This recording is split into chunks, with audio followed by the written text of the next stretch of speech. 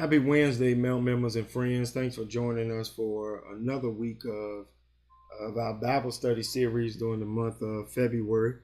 This is week 3 of our Soul Care and African American practice Bible study. You're going to hear some beeps and sound like a truck backing up. Our neighborhood pretty much has been a construction zone for a couple of years now. We're wrapping up the work here at the church. But I think Project Homes is building a couple of homes across the street from us. So you may hear the effects of their working outside while we're recording this Bible study. Before we get started, help us share the word if you don't mind by pushing out our social media links. If you're on Facebook, you can start a watch party or share the video. If you're on Twitter, same thing. Just go to our church Twitter page and retweet that. You can quote tweet it or retweet it, whatever. Will draw people's attention. Take a picture of the page and post it on Instagram.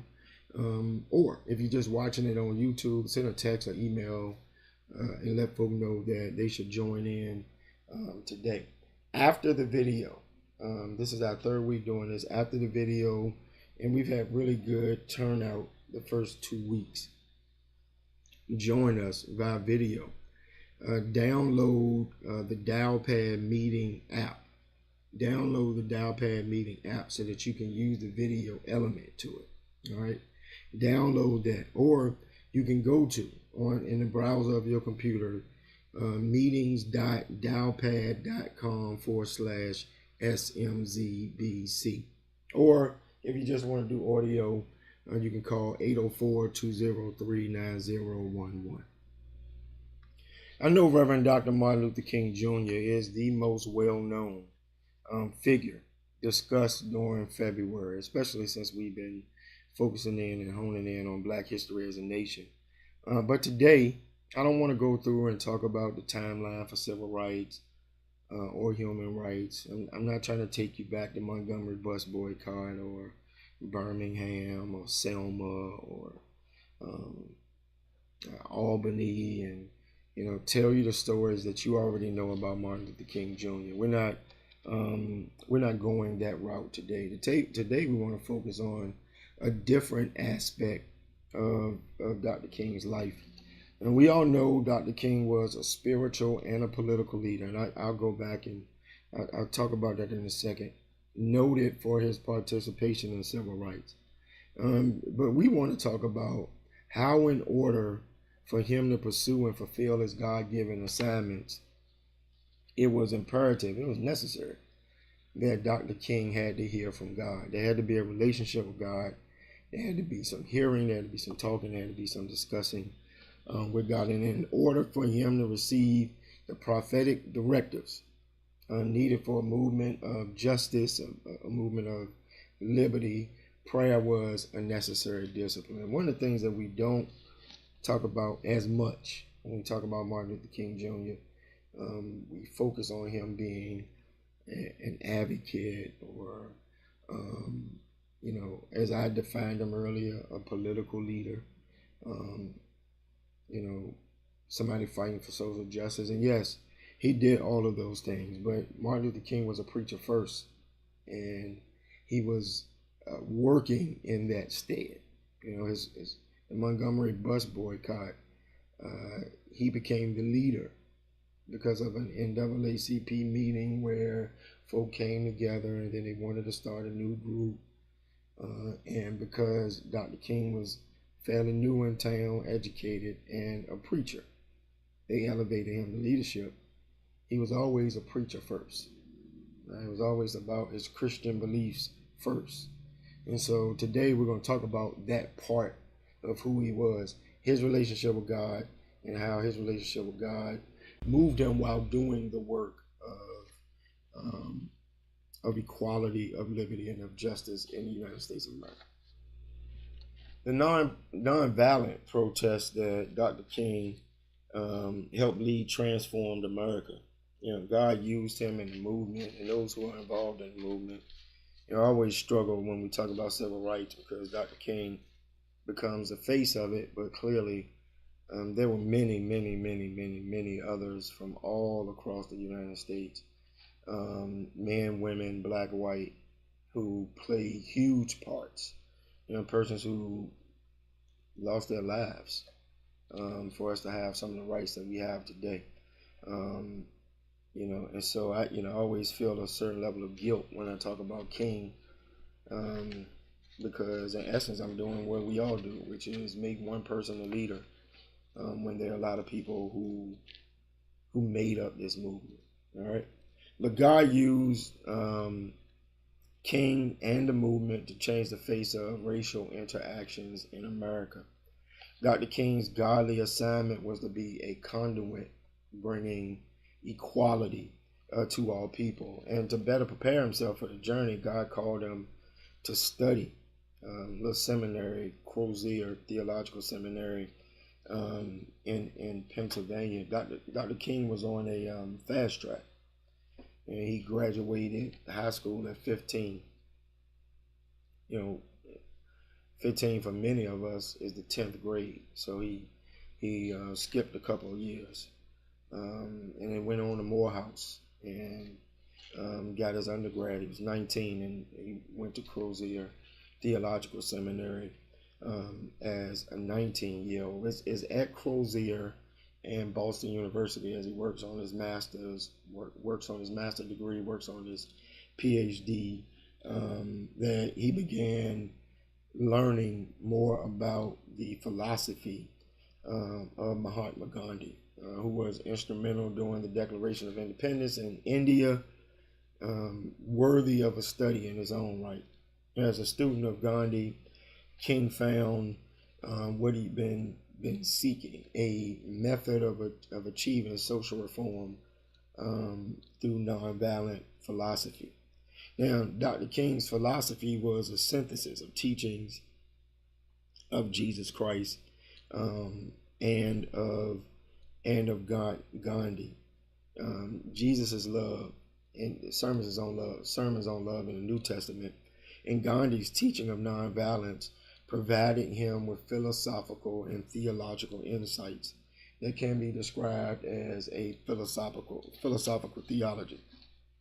Dr. King's ministry then incorporates philosophy and theology to accomplish his spiritual assignment for the kingdom and the people for whom God calls him to serve.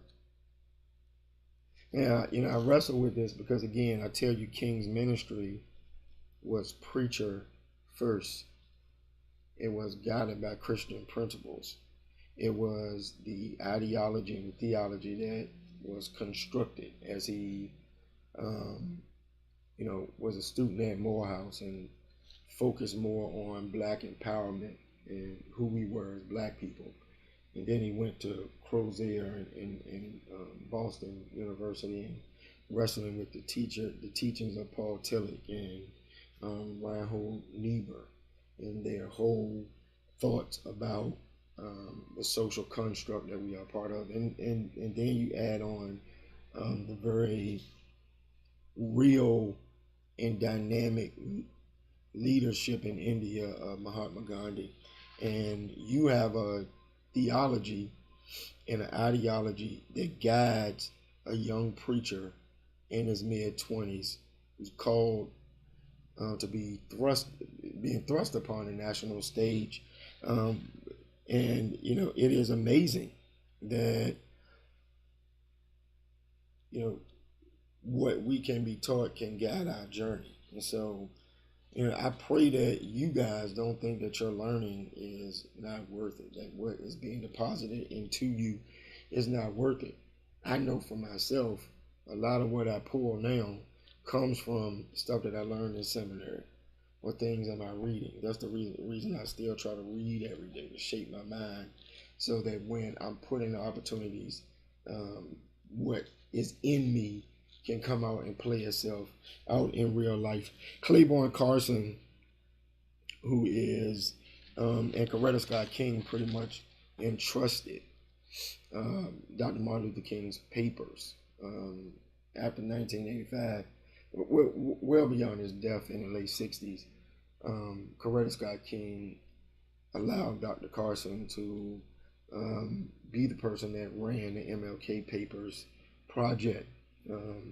He started one of the first Martin Luther King Institutes across the country at Stanford University. Claiborne Carson wrote one of the main tenets of Gandhi and then King's philosophy was the conviction that nonviolent resistance was one of the most potent weapons available to oppressed people in their quest for social justice. Dr. King's philosophical and theological methodology was instrumental in the emancipation of people, period. Physical, emotional, and spiritual. And his work, the labor of it, has been instrumental in shaping the unique theological and contextual definition of prayer and of spiritual direction for persons of African descent. The author, Dr. Peacock, labels Dr. Martin Luther King as a contemplative. The definition of a contemplative is a person whose life is devoted primarily to prayer, especially in a monastery or a convent. Peacock calls King a contemplative, and she further supports and builds upon it by quoting Dr. Ruth Haley Barton. Dr. Ruth Haley Barton wrote, quote, "Contemplation and prayerfulness were at the core of King's being and led to his profound commitment to decisive and living action in the world. Contemplative action is what emerges from our real encounters with God." And so Peacock is saying that what comes out of the movement led in essence, based upon what we've said, by Dr. King, but multiple groups. SCLC, shout out to them. SNCC, shout out to them. CORE, shout out to them. And there are many, many, many others who are doing the work. But we have identified King as the leader. And her argument is the action emerges from encounters with God. It is doing what God calls us to do when God calls us to do it, no matter how free we are, how ill-equipped we feel. Contemplative action is the willingness to go beyond being primarily concerned for our own safety and our own survival to the place where we know that our real life is hidden with Christ in God, no matter what happens to our physical life.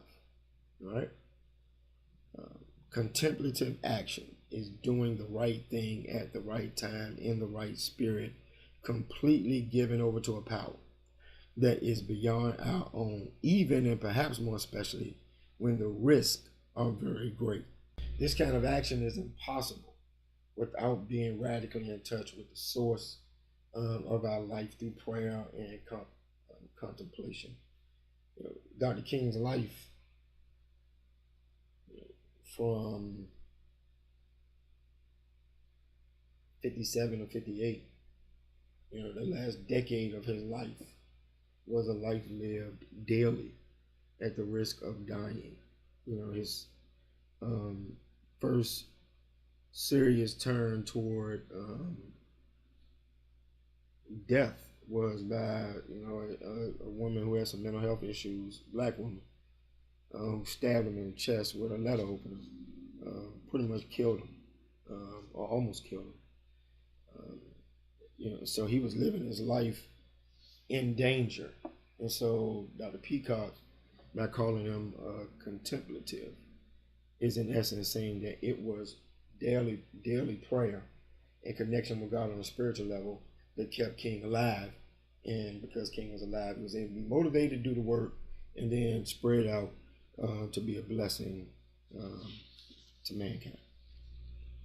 With the mandate from God to be an intercessor, a spiritual leader, a fighter for marginalized people, Dr. King had an enormous task.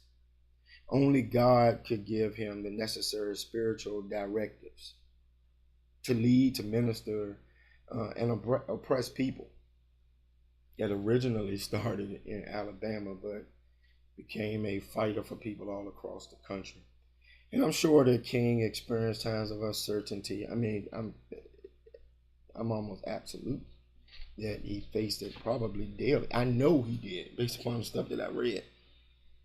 Uncertainty was a part of his life, but also his assurances from God, which came through prayer, empowered him to move forward. Martin Luther King's life, a life of contemplative prayer, made him an effective spiritual leader. He was an effective spiritual leader. Dr. Barton wrote, and we already quoted her earlier, quote, "Were it not for his full engagement in the fight for justice and his groundedness in the life of prayer, he might never have had the kind of encounter with God that transformed him in the deepest level of his being," unquote. The author goes on to say, because of his faithful obedience, the trajectory of our nation and the world looks a little different than it would have without his contributions. Now, it would have been impossible for Dr. King to fulfill the mandate on his life without the assurance of God's unconditional love for himself and all humanity. And again, I will interject that it was also the relationships that Dr. King had with persons of faith. When his spirit was down in the middle of the night or on a trip or while he was going through something, it was, those relationships where he could call on Mahalia Jackson and let her sing to him, minister to him in essence when his spirit got low. Or the other preachers and persons who were connected to these churches all across the country, because the movement found its core and its essence in the church.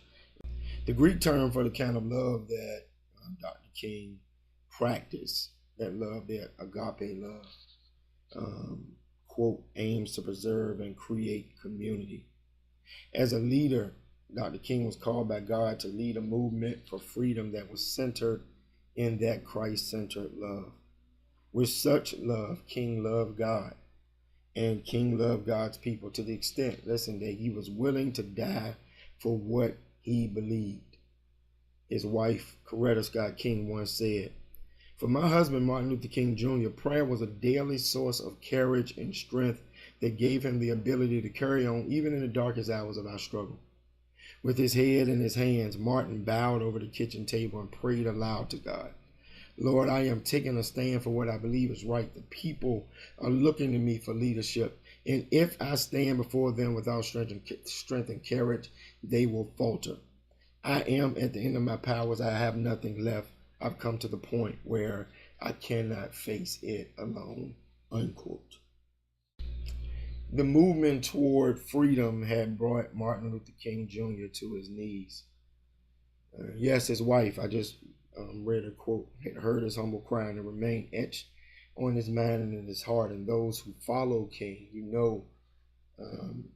there are a couple of prayers where King talks about in his sermons or in his speeches, where he would get a phone call, he'd answer it, somebody say some mean stuff, threaten his life, and he is by himself in the middle of the night, and it's his relationship with God that sustains him.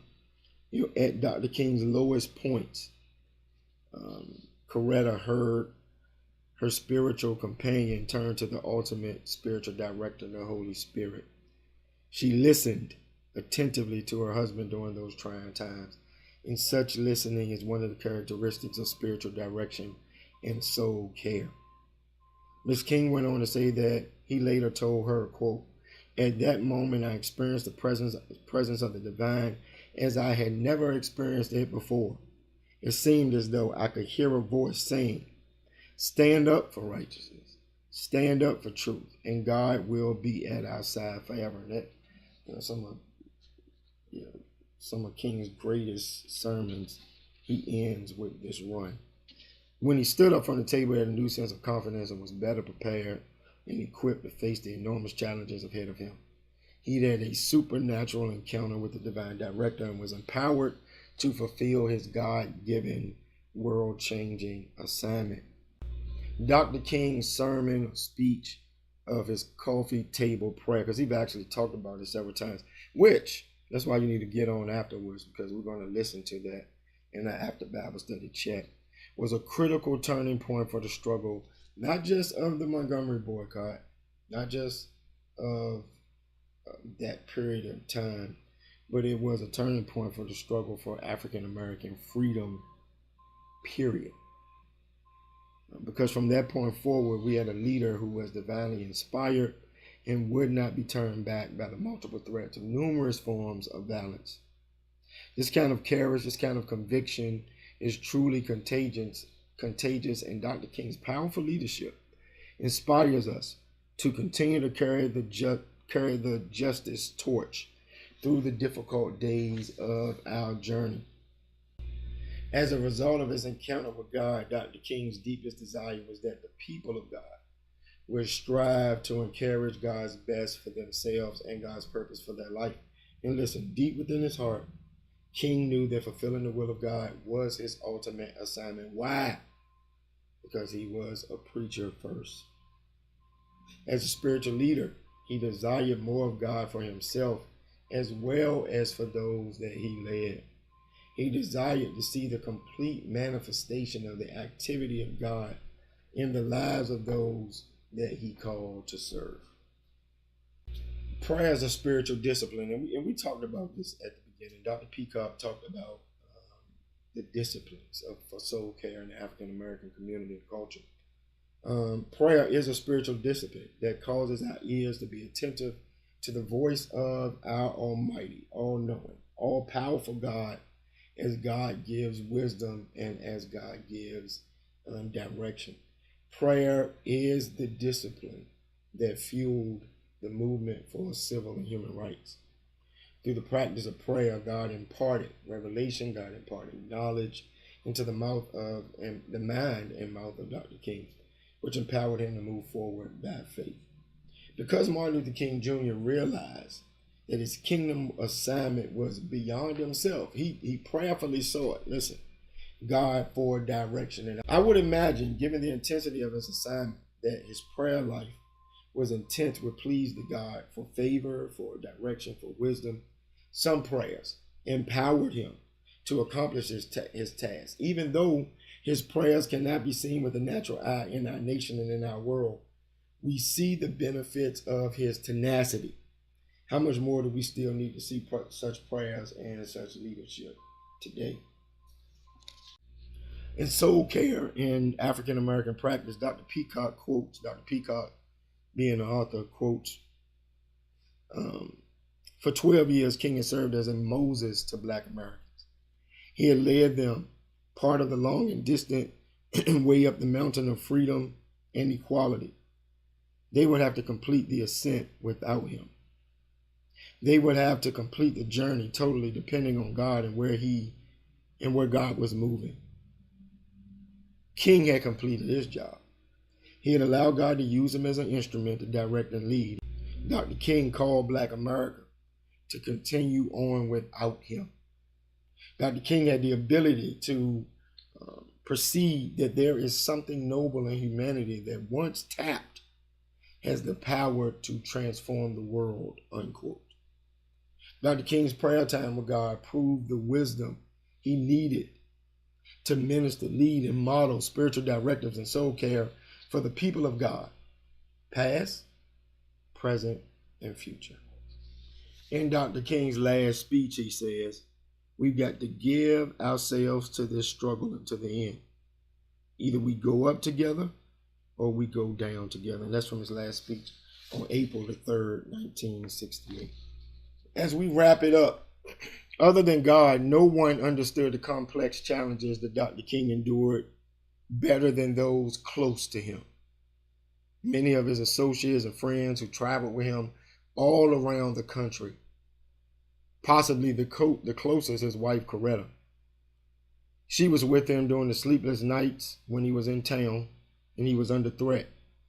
She was the one that saw him fall humbly to his knees as he saw God. She was the one who saw him shed tears and express fears. This woman of God was by his side during the civil rights movement, which affected thousands of people around the nation and the world. When speaking of their prayerful journey, Ms. King said, quote, "Prayer was a wellspring of strength and inspiration during the civil rights movement. Throughout the movement, we prayed for greater human understanding. We prayed for the safety of our compatriots in the freedom struggle. We prayed for victory in our nonviolent protests, for brotherhood and sisterhood among people of all races, for reconciliation and fulfillment of the beloved community," unquote. Prayer was a lifeline for the King family. Regardless of the difficulties encountered on their complex journeys, Dr. Martin Luther King Jr. took the time to hear from God. King came from a praying family. His father was a preacher, pastor. Grandfather, preacher, pastor. He brought up in the culture of being close to God. And King never got too busy to fulfill the monumental mandates of his life. As a contemplative pastor, he took the time to perform the work affiliated with his divine calling. Dr. King was purposeful in developing his relationship with God, developing his relationship with others, and these type of relationships and that tending of it is a focus in spiritual direction and caring for the soul. His cultivation of his heart and his mind empowered him. Having solace in God equipped him to more effectively confront the issues before him and the people he served. The Lord's guidance was evident in King's life, and he exemplified the attributes of a passionate spiritual leader. We told you that this series will be shorter, this Bible study video anyway, because we want to have more discussion during our after Bible study chat. Today, I want you to come over to Dialpad so you can share with me what you have taken from our discussion today as it relates to the life of Dr. Martin Luther King Jr. And as I told you, we're going to play a clip. Our question for today: what can you glean from the prayer life of Reverend Dr. Martin Luther King Jr.? Thank you, my brothers and my sisters. I hope that you enjoyed this, and I pray you're going to jump over to our After Bible Study chat. I hope that you've downloaded the Dialpad app. If you have not, probably too late to do it to be a part of our video chat today, but you can find other ways to get on. Meetings.dialpad.com/SMZBC. Meetings.dialpad.com/SMZBC. Or call 804-203-9011. All right. I would love for you to participate. We'd love to see you, but definitely want you to be a participant. Remember, prayer call in the morning, feeding on Friday at 12:45, virtual worship on Sunday, and we celebrate Founders Day on Sunday. 2 weeks from Founders Day, we're going to be back in the sanctuary. March 6th. March 6th is our return date for 1045 worship. All right, March 6th. In the meantime, get off Facebook, Twitter, YouTube. Sign off now. Go over to Dialpad. Those of you on Dialpad, hang on. Let's continue this conversation.